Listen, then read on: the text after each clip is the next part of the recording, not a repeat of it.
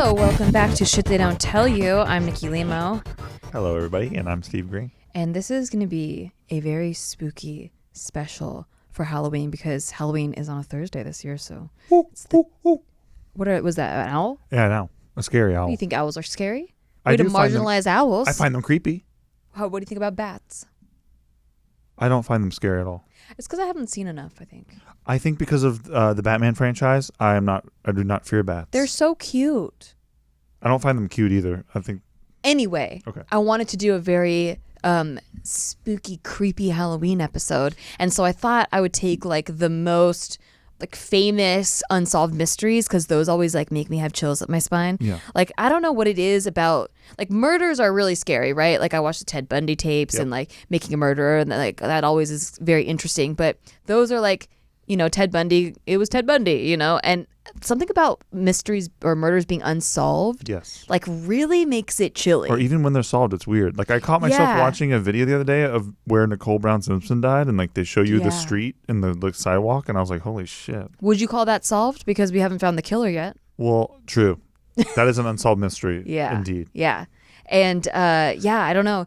I guess even when it's solved, like it's Ted Bundy, but why did he do it? Like when there's no why, that's also very creepy. I think that's what's fascinating about that case. Yeah. But then I realized after going into all of these stories that there's so much information, and I don't know if I can give it all with like just having touched on it. Yeah. Right. So I think we're just gonna I'm just gonna go through it and give you a brief rundown.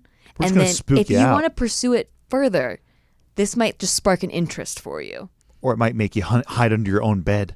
Yeah, under there where all the monsters are. Or if you're in your car, you might try to crawl under the seat area, but you can probably only fit your head. I don't even think you can fit a head. You could look under there What at kind of least. car are you driving?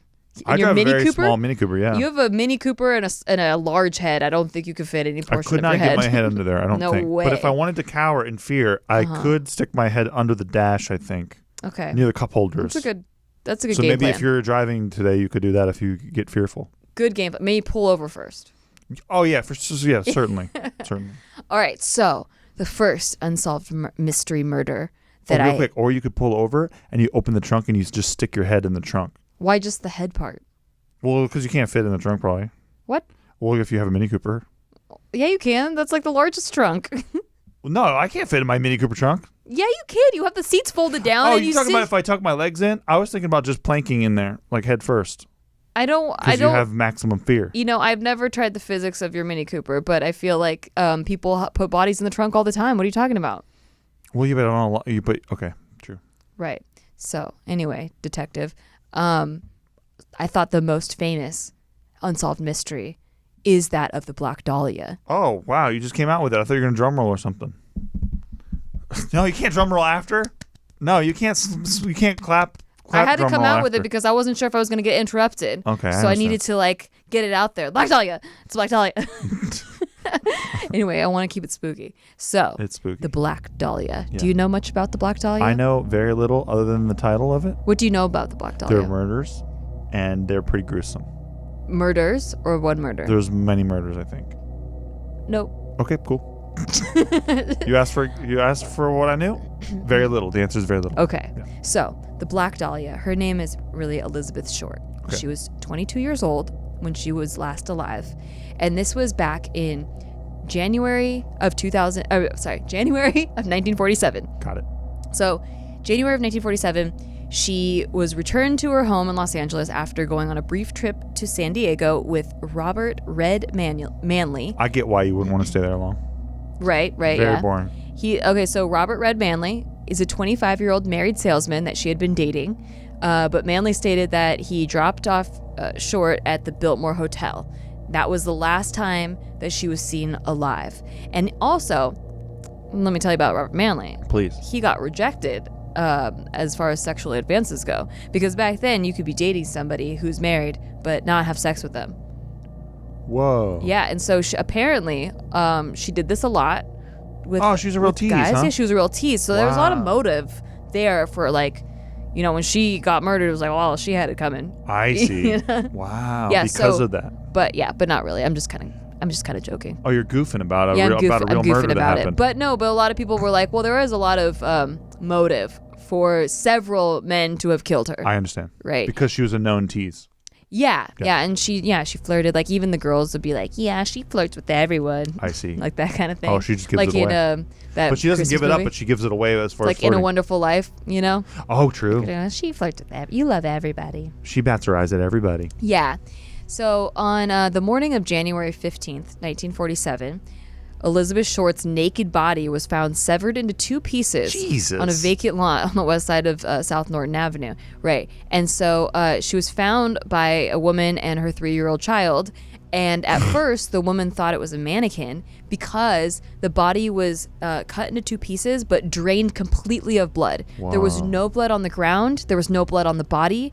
The body had been washed. It was just a white body. It looked like a mannequin, and it was posed in a way where her arms were behind her head and like the elbows were bent at 90-degree angles, and the legs were spread open. So that's how she was found, and then a bag of her blood was found in a different area, but it was clear she was murdered somewhere else and then dropped there. Did they ever find where? Did they ever find out where she was actually murdered? Yeah. No, and that Whoa. remains unsolved. But what gets weirder is that after, well, it's already weird that she was mutilated in this way and drained of blood. And then, but also after that happened, the examiner, that was like the examiner is the Los Angeles Examiner, not an examiner. I see. But the examiner was a publication. Got it. The Los Angeles Examiner published an article about it. And then they received a note that was like, hey, congratulations on the article, on the media coverage. Sorry, no, it wasn't a note. They received a phone call that was like, congratulations on the media coverage, but you're going to get an envelope shortly with all of Elizabeth Short's belongings.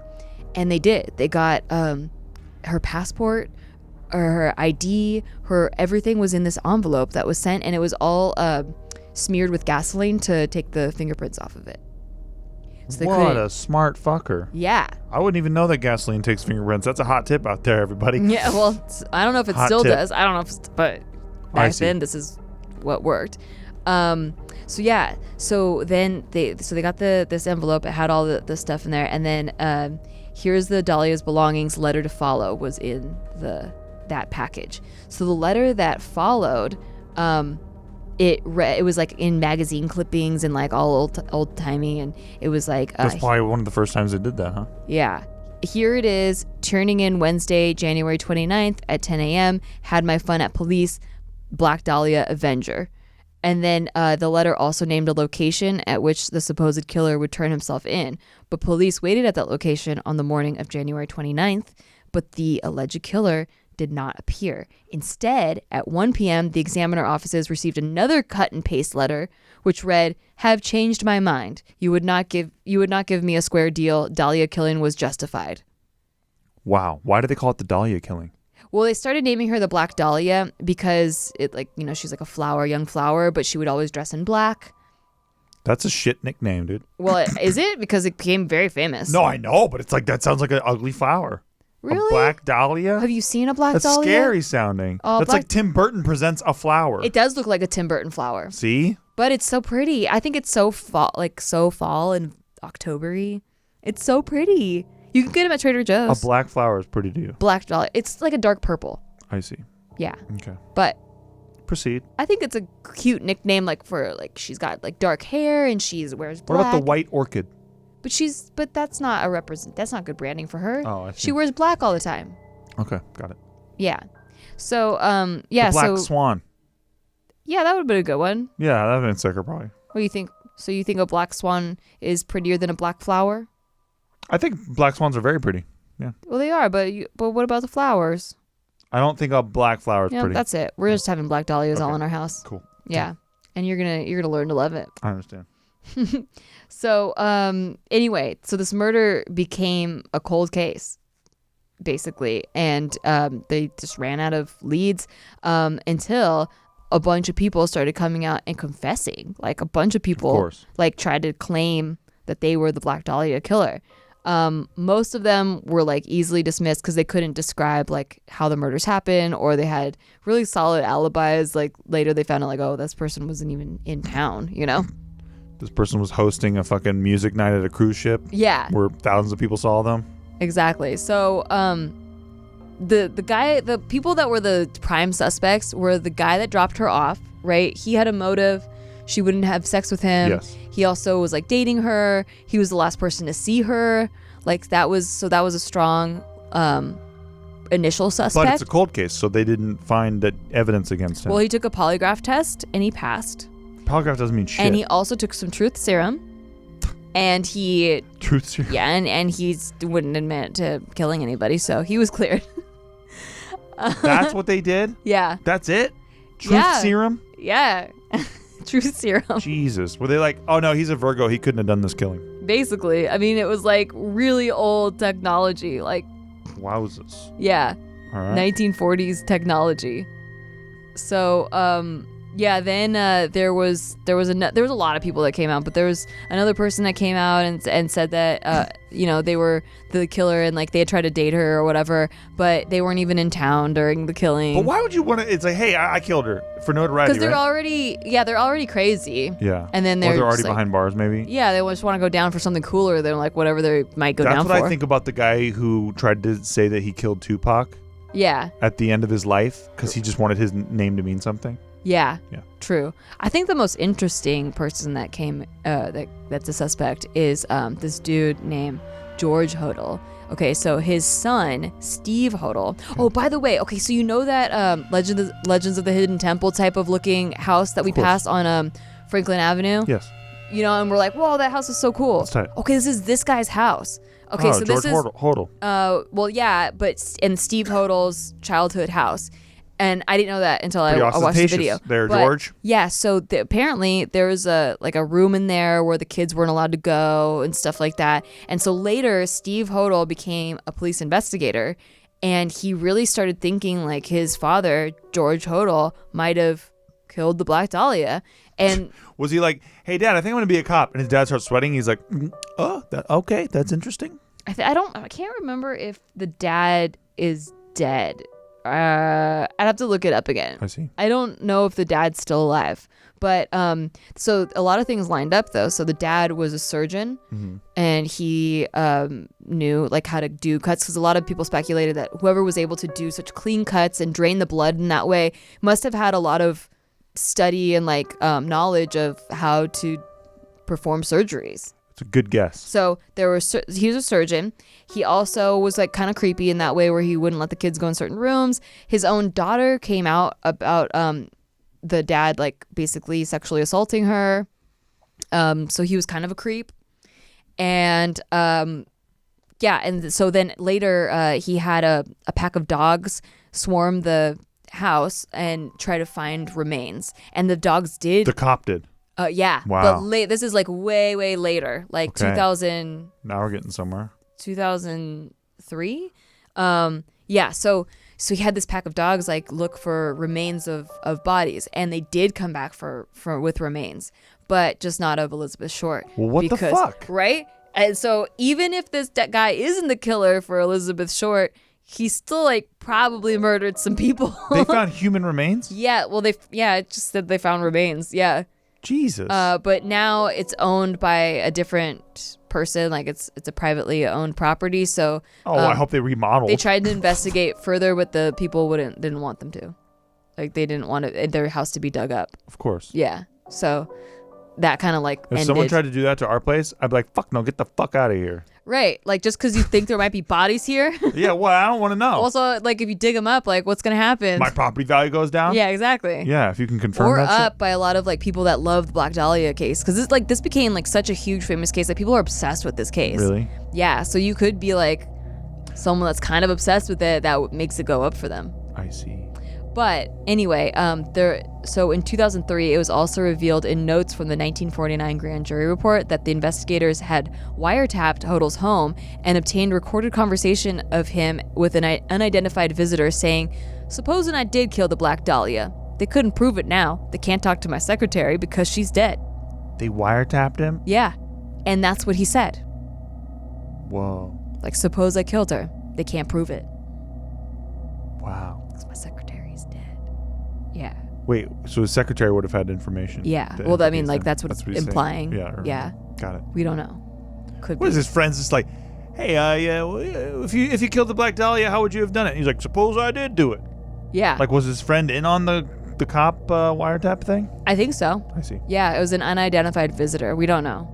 But yeah, so that one's I feel like that one's pretty up there for me because even like that guy's a psycho, even if it wasn't for the Black Dahlia. Yeah, they found human remains. He also talked about perhaps what if he did kill the Black Dahlia. He also like sexually abused his daughter. Wow. Yeah, but then in 1991, there's another a lady who was 10 years old at the time of Short's murder claimed that she witnessed her father, George Knowlton, beat Short to death with a claw hammer in the detached garage of her family's home in Westminster. She also published a book titled Daddy Was the Black Dahlia Killer in 1995, in which she made additional claims that her father sexually molested her as well. So the book was condemned as trash by the stepsister, and the stepsister was like, well, she believes this, but it's not true. Trying to preserve the family name, perhaps? And then also the detective told Times that her claims were not consistent with the facts of the case. I see. Okay. Yeah. There you go. That's better. Like getting beat with a claw hammer is not like consistent. Okay. So and there was no eyewitnesses who saw the body being dropped in the middle of the street, which is pretty interesting. Mm-hmm. Huh. Yeah, it was a neighborhood. Probably happened at dark and late. Yeah. But yeah. So that's like a completely cold case. They don't have bless you. They don't have any more leads on that. Well, it's pretty hot to me, man. This case is pretty good. I'm pretty into it now. Okay. Yeah. So I mean, I probably botched a few things, but that's like the gist of it. Nice. If you want to go check that I'm story sold on out, it. I would investigate this further. Right? Yeah. Okay. Cool. So the next story, okay, the next unsolved mystery okay, that I personally was more fascinated by than the Black Dahlia, only because maybe it's like because it takes place in more modern times, and I feel like it's something that could really happen to you. You think the Black Dahlia was a little slow? The Black Dahlia was so ominous and creepy that it's like it's such a standout. It's also only one murder. You know what I mean? But this one, we don't even know if the girl got murdered. It's just it's like an unsolved mystery. She disappeared. And it's in a way that like I feel like could happen to you. Oh, I mean, the Black Dahlia thing could happen to you too, granted. But I feel like this one might happen more often than we think, which is like the more creepy part of it. That I think that it's not the first or last time that this will ever happen. So I'm talking about the disappearance of Amy Lynn Bradley. Okay, so basically a girl goes missing during a cruise, Rhapsody of the Sea. That's the name of the cruise. I see. With her, she goes on a cruise with her family in 1998, and then she disappears, and then they there's all these sightings of her, but she never got found. That's like that Amelia Earhart shit. Yeah, but okay, so this is how it really went down. Okay. So she's on this cruise, and this is like the last time people saw her. She doesn't want to be on this cruise. First of all, she hates this cruise. Oh, really? So she's like she didn't want to go to the Bermuda Triangle? Yeah, she's like in her young 20s. This was a Caribbean cruise. They were going around Aruba and all kinds of... Is that in the triangle? No, it's not. Oh, okay. But it's like in the Caribbean. They're Just like trying to solve it. Nope, not the Bermuda Triangle. So Aruba, like we're Bahamas where we're going. Yeah, fuck you. Okay, so they're on this cruise, and she doesn't want to go. It's a family cruise. She's like, this is boring, Sounds boring. you know? And she has to go with her brother, her little brother, and like it's just her parents and like her little brother. So she's just trying to have a good time on this cruise that she hates, and I guess there's like a dance club on the cruise. Nice. And so her and the brother, they go dancing. The parents go to bed. They go dancing. She's dancing with this couple guys, different guys, but like one guy in particular was the bassist in the band that was playing. Oh, nice. Yeah. And good playing earlier. So he was like, yeah, dancing with her. There's video footage of him dancing with her. And he ends up taking her to her room later. But the brother's there. So then they all go to the room and he drops her off there. The brother and her hang out on the balcony for a little while. They're smoking cigarettes and stuff. And the brother decides to go to bed. And she stays out on the balcony. The dad wakes up at 5 a.m. He knows his kids are up to no good, smoking cigarettes. I guess so. He just knows. Well, the dad wakes up and he sees his daughter still out on the balcony. She's got her cigarettes next to her. She's passed out. She like fell asleep on the balcony, basically. He goes back to bed for like 20 minutes. He doesn't get her off the balcony? No, he's like, whatever, she's chilling. Got it. Right? He goes back to bed for like 20 minutes, and then when he goes back, she's gone. The cigarettes are gone. She's gone. Everyone's gone. He's like, okay, well, maybe she went down and got some breakfast at the cafe, you know, whatever. He doesn't think much of it. But then she doesn't ever return. So then he starts panicking, and he starts like looking all over the boat for her. Yeah. At this time, the boat is now docking. And they're going to start letting all the passengers off because they stop in these tourist towns and they let all the passengers out and they go exploring and stuff. And they can't find the daughter. So he tells the captain and all of the crew and all the security, like, hey, can you not let anyone off the ship? That's tight. Because I can't find my daughter. I would do that. And they were like, okay, we're going to deploy all of our crew to go try to find your daughter. They searched the ship up and down, but the mistake they made was they did let people off the boat. Fuck. They let the bridge down and they let people off the boat. Did they check the water too? No, they didn't check the water. Oh, I mean, like they checked to see if there were signs of her falling overboard, but the family said that was nearly impossible because she was so scared of the water that she wouldn't even go near the sides. Got it. But she was on the balcony. Was yeah, but that she was over like water? It was like a deck. I see. Yeah, so she was in a chair like close to the door, but like on the balcony. Understood. It was like a deck, a big deck, and not near the railing. Got it. Yeah, and so it took the crew, they searched for 12 hours all day. They searched for every part of the ship. And on the 13th hour, they're like, hey, we're good. We're not going to look. Yeah, well, I mean, it was too late because they already, like, all the people were off the boat. Wow. Yeah, so. Why would they let anyone off the boat? Well, because the captain thought, like, oh, this shit happens all the time. I Like, see. you He know, didn't take it people. serious. Right. Like, the dad's freaking out because he can't find his daughter, but there's 2,000. Oh, that's another thing. This boat is huge. There's 2,500 people on this boat. So that's a lot of people. And he's like, the captain's like, oh, we don't want to ruin everyone's vacation just because, like, this dude can't find his daughter who, like, doesn't even want to be on this cruise. Jesus. Yeah. So they can't find her. And when everybody loads back on the ship, she's not there. So I can't remember if the FBI gets involved now or later, but they searched every crevice of this boat. They cannot find this girl. But they start putting her picture everywhere. The dad puts her picture all over the town. Like this happened in, what was the name of the town? I can't remember the name of the town, but it was like a town, an island town in the Bahamas, and they put her picture everywhere. So basically, and offering a reward, like a $200,000 reward if you have any information on where their daughter was. So they start getting like leads, and people say that they saw her within an hour after they let people off the boat. They had seen her on the island with two guys get into a taxi. And then there was like other reports of seeing her around the city during this time. Shit. Yeah. But then every time they tried to follow a lead, like it just ran dry because no one saw her after that. And by the time they would get the lead, it had been like days, you know. This is better than Black Dahlia. Right? That's just boring compared to Well, this. also I think it's because I was so invested that I like maybe learned more details of the case and stuff. I see. Which by the way are still a little bit hazy because I just like researched all this last night. But I thought it was pretty good, really, really Nikki. interesting. It's pretty good. I'm into it. Yeah, so this guy had reported seeing her at a brothel. Terrible sign. Yeah, and so actually in this town, brothels were legal, but this particular brothel was illegal. And he was like part of the, he was like a sailor or like he might have been part of the Navy, I can't remember, but he was like docked there for business and he was from America. And he wanted to check out this illegal brothel. Nice. And he got approached by this woman. And she was with these other two guys, and the other two guys went upstairs. And as soon as she started talking to this sailor guy, she at first approached him, you know, for sexual purposes because she was working at the brothel. But then she was like, "Help me! They have all my documents. They're keeping me here. I'm not allowed to leave. My name is Amy Bradley. Don't forget that name. It's Amy Bradley. Don't forget my name." And just to recall, that's the name of the chick? Yeah. Okay, got it. I forgot. Her name is Amy Lynn Bradley. Wow. Oh, that's right, because you said 3 names. Okay, got it. Yeah. Okay. So then the guys come back, and then she immediately gets super terrified, and they escort her up the stairs. And the guy was so drunk he didn't think anything of it. The sailor dude. He like didn't think anything of it.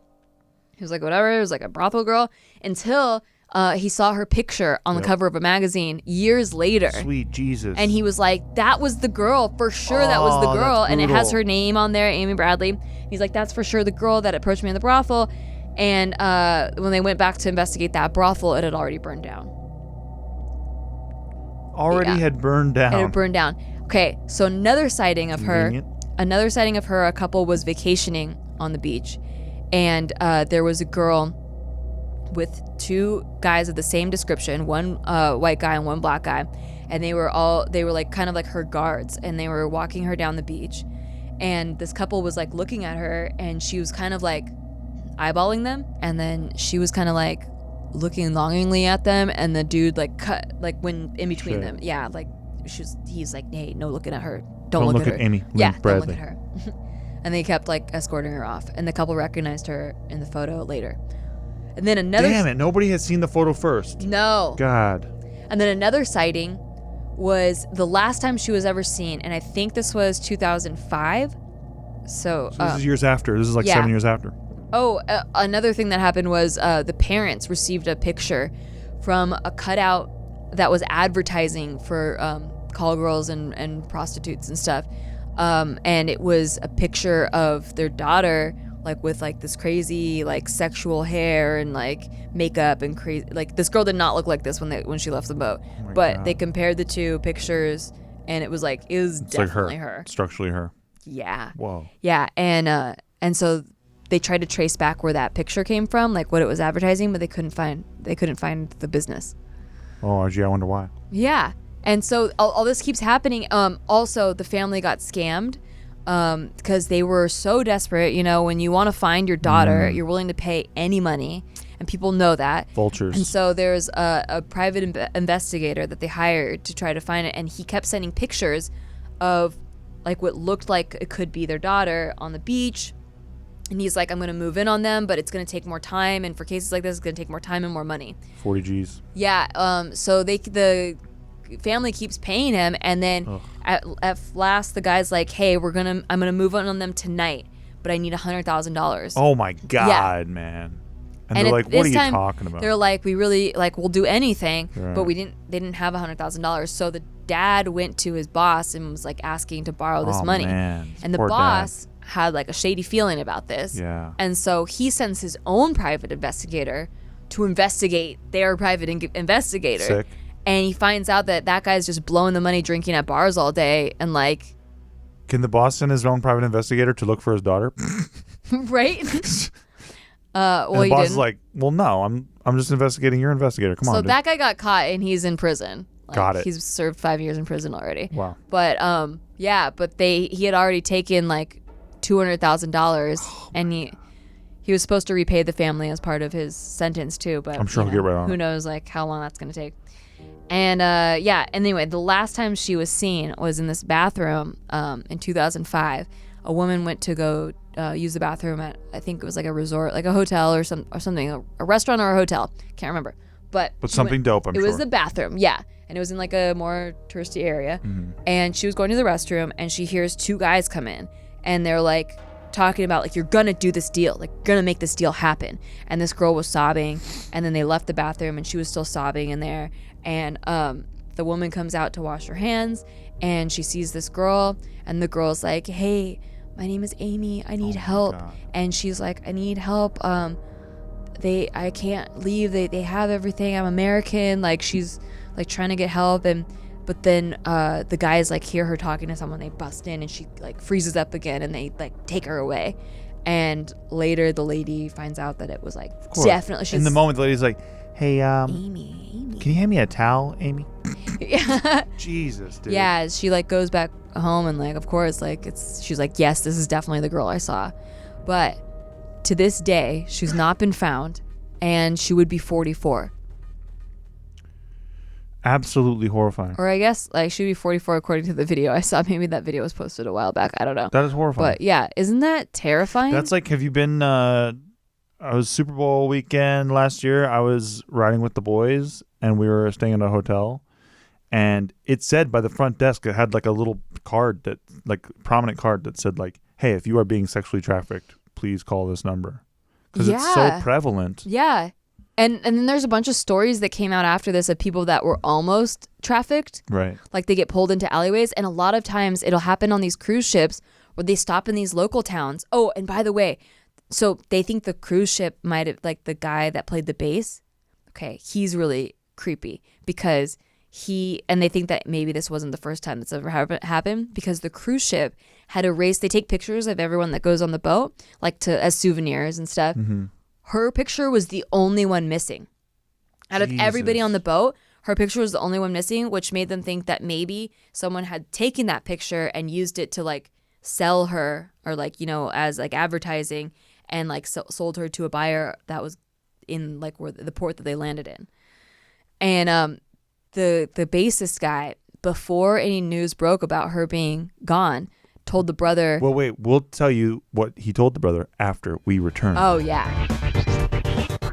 Hey, thanks for listening to our podcast. We just want to take a break to tell you thanks for listening to our podcast. And if you want to rate it, that would be really awesome for us. Like, listen, we're on break. We're not talking to you like podcast hosts right now. We're just talking to you like people. As a friend. And we just want to say, please rate the show because it helps out huge amounts. Like, we're not desperate. We're like kind of desperate. We're giving shout outs right now to all the people who are giving it ratings. So huge shout out right now to Brian Jorgensen. That was sick of you, dude. Thank you. God bless. Huge shout out right now to Mark W. in Springfield, Connecticut. Back to our podcast. Jenny Blyke. Hey, back to our podcast. In Tuscany, and Florida. Back to our podcast. God bless you. Thank you. Steven. Thank you for supporting the show. Welcome back, everyone. Welcome back. We hope you're on the edge of your seat or your partition, wherever you are. Maybe you're on a train. The mystery of Amy Lynn Bradley. Yes. Okay. So like I was saying, this guy, Alistair Douglas is his name, the bassist of this band. There's according to her family, he passed Amy's brother after she disappeared and said, "Sorry to hear about your sister," even though the announcement that she was missing hadn't been made public yet. Repeat that. Okay. According to her family, this bassist guy passed Amy's brother after she disappeared and said, "Sorry to hear about your sister," even though the announcement that she was missing hadn't been made public yet. Holy shit. Yeah. So then he was called in later for an interview, but he denied everything. Oh, well, that's nice. Can they investigate further, please? Nope. They're like, actually, we found out that he says he's very squeamish of the sex trade. Right. Yeah. And so he couldn't have done it. Yeah. I don't know. Those are the parts where I'm like, wait, how did they not investigate this guy further? Because we found out that he's a psychic. It sounds like an inside job. Yeah. For sure. Yes. Because the cruise ship's manifest did not have her picture. Yeah, they didn't have her picture at all. And so people are speculating that this might happen often. We just don't hear about it as often because maybe they usually prey on girls that aren't with their families or something like that, or maybe they scout it out a little bit better. But yeah, because so they land in these ports and then they have deals with certain groups that are in these ports that do sex trafficking. This is what a lot of people think happened to a woman named Natalie Holloway who went missing in Aruba. Oh, you see Aruba? Yeah. That's the same area. Yeah. It's the same area. I don't know if they ever found her body or not, and I think it's kind of a similar thing.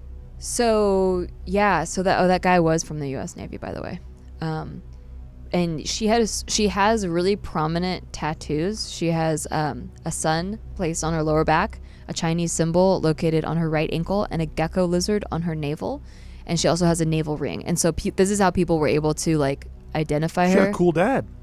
Yeah. Jesus. I mean, it was 1998. It was the 90s. Letting her get her a lot of tats, though. Wow. Yeah. So, so the lady, the witness that last saw her in 2005 was named Judy, and she saw her in a department store in Barbados. And that was the last time that they saw any records of seeing her were. So she could be dead by now. We don't no, she's completely disappeared. She could be dead, she could be alive. Right. We have no idea. And so there's currently still a $250,000 reward offered by the Bradley family for any information leading to Bradley's return, and a $50,000 reward for information leading to her verifiable location. Wow. And then the FBI is offering $25,000 for information leading to her recovery. And then her case has been listed everywhere. It's been on America's Most Wanted, television shows, like Disappeared. It's also the subject of episode 59 of the Case File podcast. And it was on Crime Junkie. So it's gotten a lot of attention, and still, she doesn't turn up. Wow. Yeah. And there's like a whole list of people that have disappeared mysteriously off of cruise ships. Yes, I've heard of this phenomenon. Yeah. So. Oh, and like there's a couple stories that kind of reminded me of the time in Mexico where they dragged me and Jess off. Yes. Yeah. Like there's a lot of stories of that. Yeah, but what if you weren't there? I know. I wonder about it. Cause like, so when we were in Ensenada, it was a cruise thing, and we got really drunk. So one of the options you could do is like have this wristband for unlimited alcohol in this like little courtyard. Mm-hmm. So we got really drunk, and I think they kind of bank on people that are drunk, right? And me and my friend Jess were walking along the shops with your respective fiancés, right? But we were kind of walking ahead of you guys or whatever. Somehow we got swooped up, like physically carried away. You guys were 8 steps away from us, and we got physically carried away, physically picked up and walked into a bar. Yeah, and like picked up, like, and me and Joe were and surrounded immediately by a crowd of people. And they had like whistles. We got separated from you guys because of that. And not for long. Luckily they took us into a bar. Yeah. And not like down an alleyway or into a car or like stuffed us in a van or something like that. Right. But like that was fucking and they scary. Started taking our pants off. Yeah. And we didn't have bathing suits or anything underneath. Or right. Like they wanted us to do shots off of your navels and shit. Yeah, they wanted you guys to do body shots off Thankfully. us. Nice guys. Yeah, so that was like, but that was still scary, and things like that happened with less positive outcomes. Yeah. Yeah. Well, as soon as I did the shot, which I sort of like just spit out the side of my mouth, I was like, let's get the fuck out of here. Yeah. And we did. Yeah. We met a couple at Joe's wedding that our friend that was the other fiance that was there. At their wedding, we were talking to this couple who honeymooned in Costa Rica, and that happened. Both of them got drugged, both him and the fiance. And they like took the guy out to like the beach and like were trying to leave him there, right? Like all drugged out. And the only reason like the girl was able to like go get help is because I guess she didn't like drink her drink or whatever. Like she didn't actually get drugged. They thought she got drugged, but she didn't. Lucky. She was able to, but the guy got beat up and. It's a thing, folks. Yeah. Be careful out there. It was that's so scary. Even when I remember I had to leave you in Costa Rica. Oh, yeah. And because there was no cash and I had to go to an ATM like 2 miles away and I had to walk with no fucking shoes on. Yeah, that was scary. It was a really remote part of the peninsula. Yes. Yeah. That was pretty scary because I was like, fuck, I'm so bad at directions. And we didn't know Spanish. I hope I can make it back. And I didn't have my glasses. Yeah, that was scary. But yeah, isn't that crazy? Like the cruise ship thing? I just think it's so eerie. Like they erased all traces of her being on this cruise ship. It's coordinated, yeah. There's some kind of an effort. Yeah, it's and crazy. like it wasn't their first rodeo. Right. Like they've definitely done this before. Hey, dude, the whole fucking Epstein thing sure is pretty crazy too. What's that one? Jeff Epstein, he's a billionaire. Nobody quite knows how he made all his money. Mm-hmm. He goes to federal prison recently, and they're going to start naming names. They got Prince Albert and all these fucking people who were perhaps involved in Epstein's operations, which was alleged to be a sex trafficking ring. And he commits suicide after being on suicide watch in prison. This is a couple months ago. Yeah. This is the sorry, my brain blinked because I'm thinking like old 1940s cases, and I'm like, oh, Epstein, what's that one? Yeah. Oh, okay, another crazy one. Yeah, Epstein, the whole it's happened right now. Right now. But your head's in the 90s right now. No, it is. Yeah, I'm like, wait, I didn't hear about that I know one. how your brain works. I've been looking up Dahlia murders, and then I had like this other one, the Hinterkaifeck murders. I don't know if I said that right, but this is like a famous murder that happened in Germany, and it was in March 31st, 1922. The 6 inhabitants of a farm were killed with a mattock, and the 6 victims were the parents, and then their like children, and then the baby and the maid. And what's sad about that, I mean, it's all sad, but the maid It was her. She'd only worked there for 3 hours. Oh my god! It was her first day on the job. It's the worst first day ever. And the reason like she was a new hire was their previous maid had left 6 months earlier because the previous maid thought the place was haunted. Wow. And so she was gone. But yeah, so the killer killed all the family. Killed them in the barn.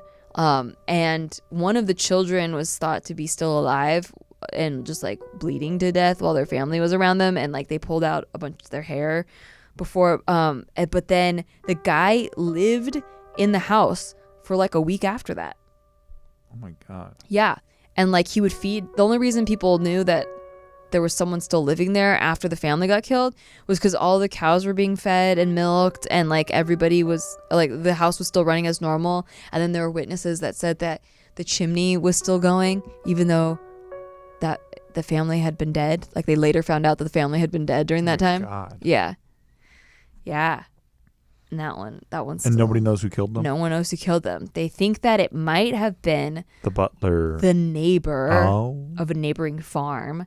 And he had a vested interest because apparently him and the daughter were seeing each other, and he thought that the baby was his baby. But then it later found out that it was actually her and her dad's baby because there was an incestual fuck. relationship. Yeah. But yeah, there was that. Family secrets are fucking weird sometimes. It actually wasn't even a secret. They got put in jail for incest, both of them. Family for a secrets are while. not well kept. And then yeah, so there were a lot of like, there was like a dark mark on them, on their family, because the town didn't really look too kindly on incest. Oh my god. And so there was a lot of like people that didn't like them, but they got brutally murdered. Wow. Yeah. That was a fun one. That one wasn't as That one was really quick. That one wasn't as detailed. It's open and shut. You know what I think it is because I don't relate to like the old murders as much as like the new what murders. year was that one? This is 1922. Oh wow. Because it's kind of just like, yeah, a bunch of people got slain. Oh yeah, true. They even use different words. Yeah, like And like betwixt the fireplace and the family living room yeah. Whereas is this where like they found the bodies. the mystery of like a girl getting taken off a cruise ship. It's like how often you hear your friends going on cruises. You know, people go on cruises all the time. True. That It's more one relatable. I feel like is scarier to me on a personal That's like level. somebody got into an Uber and they never got out. right. And it's like, oh shit, we all get into That Ubers. happened to me. Yeah. Yeah, and of course, like, yeah, you could get slain in your home and, like, someone could live in your house after, but, like, I don't know. Dude, I will It's never not drink as- again when we travel internationally. Fuck that. Right? What the fuck? Well, if you stay in, like, the resort areas, like, you're probably okay. Hopefully. But, yeah, again, like, this was a cruise liner. It was a tourist. Exactly. It was a tourist There couldn't be place. more resorty than that. That's true. It's a resort And it was on the fucking sea. a Royal Caribbean cruise, which is, like, they're fine. Yeah. They're known. They're no carnival, I'll tell you that. In a good way. Yeah, that's true. We went on Carnival. We I think did. we'll be okay. Uh-huh. Probably people who didn't even want to sex traffic off Carnival. They're like, I don't know. Yeah, I'll never FOMO into a I carnival don't know cruise. if we can sell these people. Yep. By the way, Carnival, if you would like to sponsor us, please reach out. Please reach Podcast out. at Nikki.Limo. Thank you. That is the one we took, right? Yeah, it Carnival? is. Yeah. Yeah. So, Wow. what do you think of those stories, Steve? I am super into the second one. That was my favorite one by far. Yeah, that was my favorite one too. I think you can tell by the way I tell them which was my favorite. Yeah. Yeah. The third one was more of like a commercial for it. Yeah. But that was like a more famous one. I see. Black Dahlia. No, the third one. Oh, the third one. Yeah.